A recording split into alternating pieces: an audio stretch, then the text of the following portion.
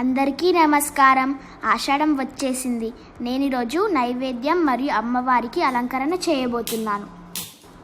నేను ఈరోజు నైవేద్యంగా అమ్మవారికి పాయసం తయారు చేస్తున్నాను. దాదాపు అందరూ బెల్లం పాయసాన్ని నైవేద్యంగా చూపిస్తారు. ఒక కుండకు సున్నం రాసి పసుపు కుంకుమలతో నైవేద్యం కుండను తయారు చేస్తున్నాను.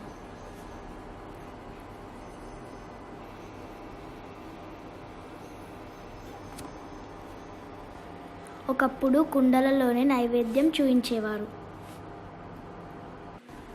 ఇప్పుడు అమ్మవారి అలంకరణ కోసం ఒక బిందెను తీసుకొని మొదట కొంచెం ఆయిల్ రాసి పసుపుని జల్లిస్తున్నాను.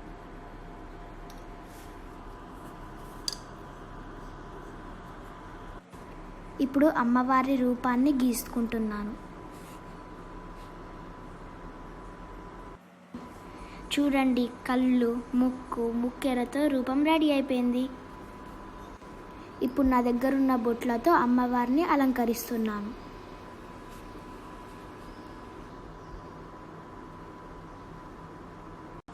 వేపాకులతో అలంకరించుకొని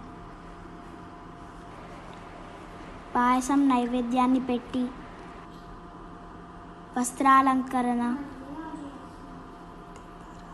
మరియు దీపారాధన చేస్తున్నాను.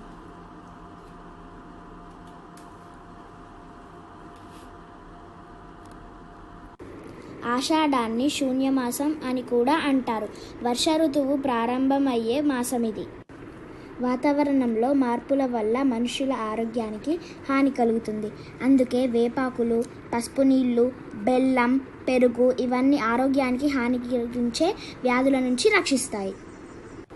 అందుకే అందరినీ చల్లగా చూడాలని బోనాన్ని సమర్పిస్తూ తెలంగాణలో బోనాల పండుగను జరుపుకుంటారు.